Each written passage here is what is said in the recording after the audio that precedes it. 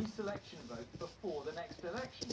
That would essentially give his supporters a chance to purge the party of his critics, and since there are a lot of them, might that be the moment they decide they have nothing to lose and split? This is a contest that could determine not just who leads the Labour Party, but whether there is much of a Labour Party worth leading. So whatever you think about Jeremy Corbyn or Owen Smith, it does matter. Mr Corbyn launched his re-election campaign with a pledge to force employers to reveal whether women and men are paid the same, and he claimed he could be in a position to deliver that from Downing Street. This party is going places. This party is strong. This party is capable of winning a general election. And if I'm leader of the party, I will be that Prime Minister. Well, maybe. In any event, it's not his policies which have landed him in the leadership contest. Your MPs just don't really think that you're up to the job. If you win, does that matter? I hold out the hand of friendship to them all, because come September, when this election is done and dusted, there will still be a Tory government in office. There will still be grotesque levels of inequality in our society. There will still be whole parts of this country that are left behind Britain. It's the job, it's the duty, it's the responsibility of every Labour MP to get behind the party at that point. He then seemed to suggest that every single Labour MP could be facing re-selection. But there will be a full and open selection process for every every constituency Labour Party throughout the whole of the UK. His leadership challenger thinks that's a way to pressure MPs. Well, I thought he was in favour of a kindler, gentler politics, but it doesn't seem to be very kind and gentle if you're the boss. That sounds like a threat. Well, it doesn't sound very kind or gentle to threaten to sack your workers, which is basically what Jeremy is proposing to do, because the workers don't agree with him. When did you start to have doubts about Jeremy Corbyn's fitness to lead? Two of the big victories that we've won in the last few months, one on tax credits, the other on personal independence payments for disabled people. I won those victories alongside colleagues in the House of Lords. Jeremy Corbyn didn't pay much attention to them at the time. I remember going to meet with Jeremy to discuss the tax credit policy. He didn't really understand the policy and wasn't terribly interested in it. Ouch. But whatever anyone says, Mr Corbyn has huge backing amongst Labour members and supporters. At this bicycle shop in Birmingham, they are right behind the cycling Labour leader.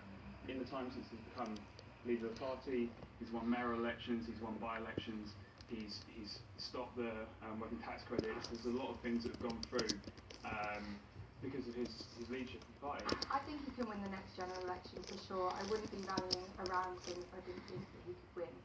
So Owen Smith has a big job to do to win the leadership of the Labour Party. If Jeremy Corbyn wins, he may have a job to keep him in one piece. And Carl is here with me now.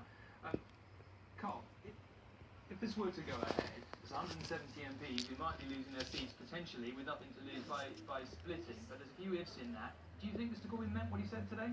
There are some ifs, and his people are trying to pour cold water on this, saying that look, he was only restating what is the case, that constituencies can vote to have a selection process, but he didn't mean to be talking about all constituencies, definitely having one. He was only talking about those where the boundaries will change, as you know, in some cases.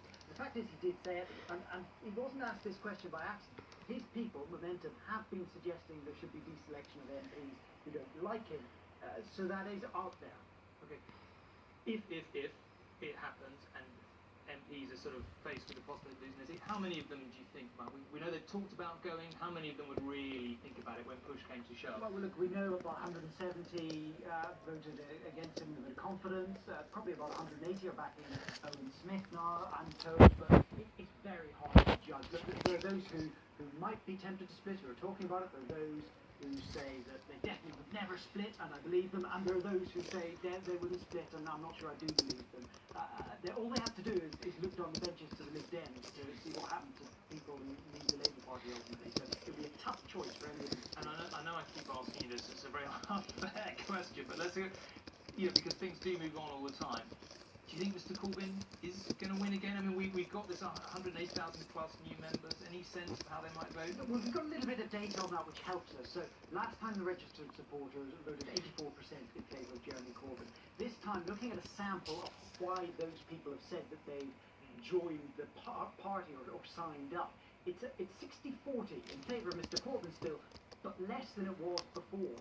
Now, amongst the trade union members and the ordinary members, he was less popular last time out.